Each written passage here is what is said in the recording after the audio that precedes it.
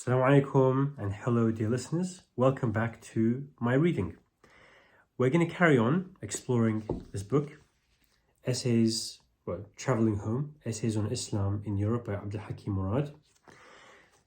I thought it would be quite instructive to look at the introduction itself, to do a little review of the introduction itself. It's quite informative. So, without further ado, Abdul Hakim Murad starts off with a very interesting point in his introduction.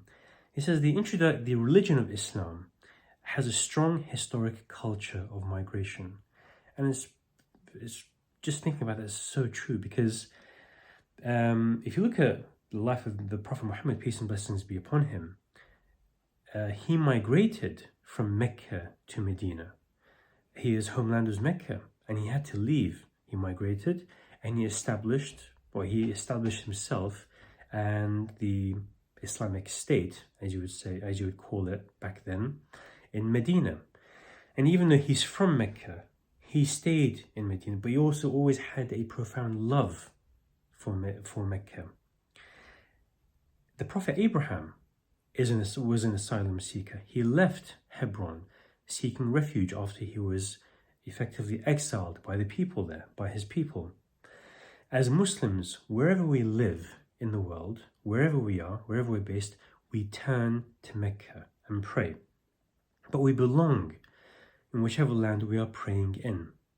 And Abdul Hakim Murad references a beautiful verse in the Quran, wheresoever you may turn, there is God's face. That's chapter 3, verse 115. So the believers are at home in any place. And they're more at home in a land than any atheist, because if you lose contact with God, you're losing your connection to His making. As believers, we see God's signs everywhere, and we grow roots and adorn and engage with that land. And historically, this is a fact. Once the Muslims just expanded, they shot out of the Arabian Peninsula and they just went everywhere.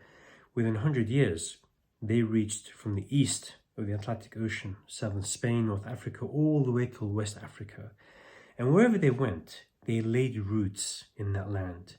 They held on to the principles of their religion, but they also adapted and the customs and the ways of the people whom they lived amongst and they migrated to.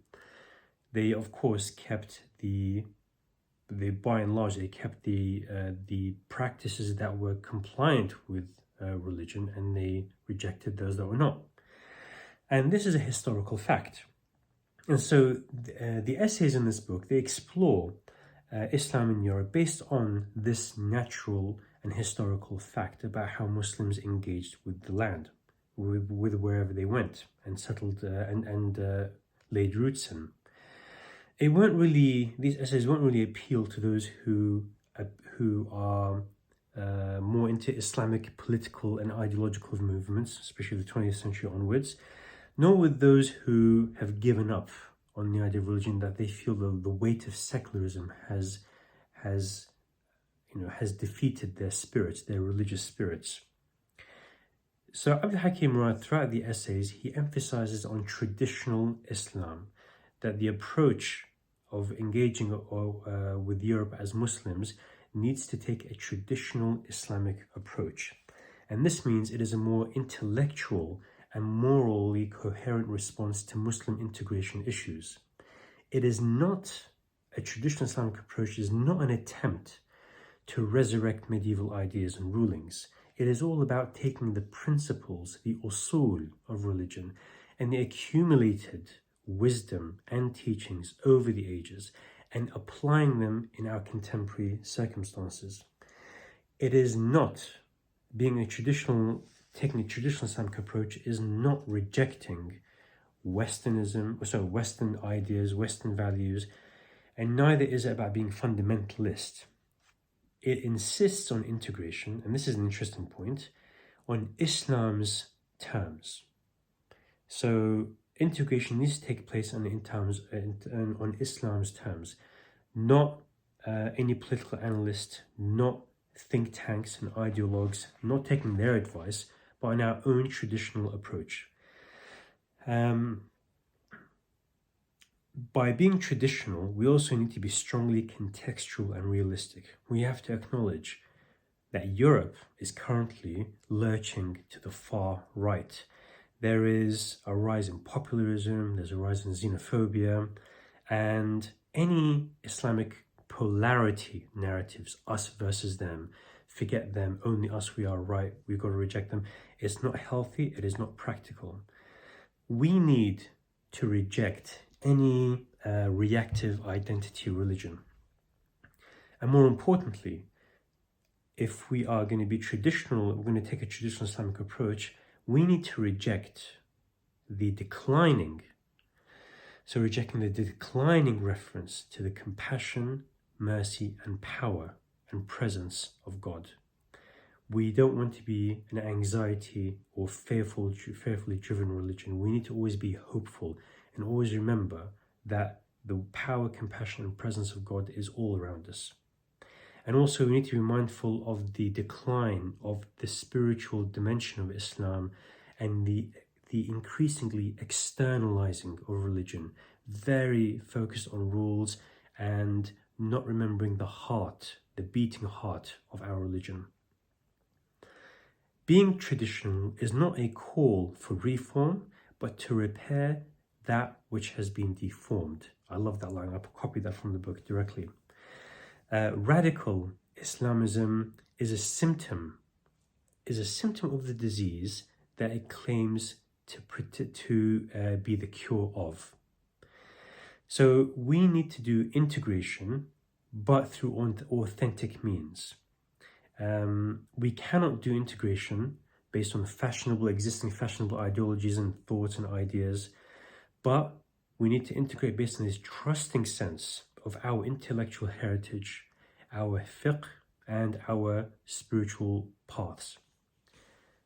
Now in the book, throughout these essays, remember, these essays were based on talks given over, I think, 9-10 years, from 2011 to just before 2020.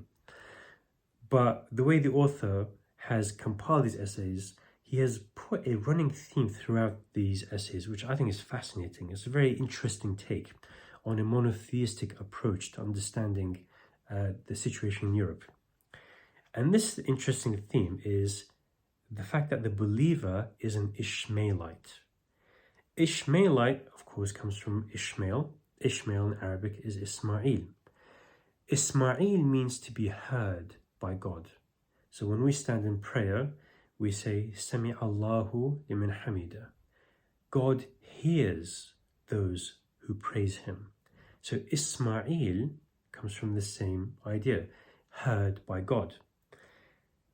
In the Bible, the followers of Isaac, of course, just a very brief background, Ismail, is the son of Abraham. Abraham had two sons, Ishmael and Isaac. The descendants of Ismail, are the Arabs. The descendants of Isaac, Ishaq, are the Jews. And so we are all part of the Abrahamic family, the Semitic Abrahamic family. However, in the Bible, the followers of Isaac, they tended to look down upon the followers of Ishmael. They were detested, they were marginalized, they were despised. And it seems, the author makes the point, that the Muslims of our time are playing the role of Ishmael, even though it's not right, and we should not acquiesce to it. We should not be too surprised or panic about this state.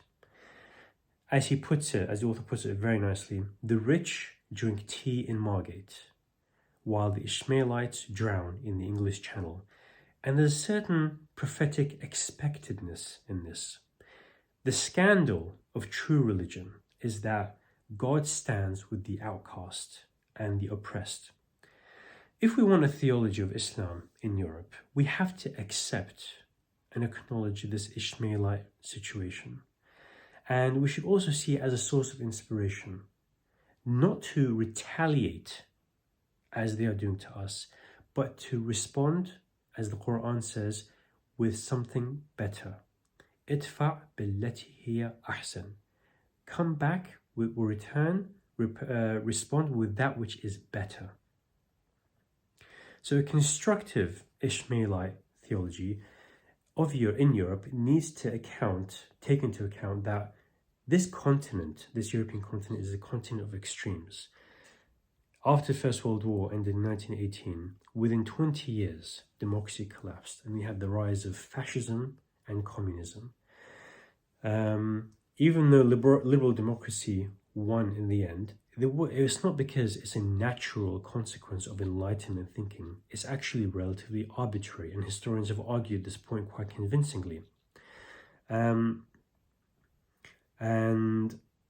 rise of xenophobia and populism is just a reminder that in Europe, Europe still remains, as a quote from an thinker says, a laboratory atop a vast graveyard.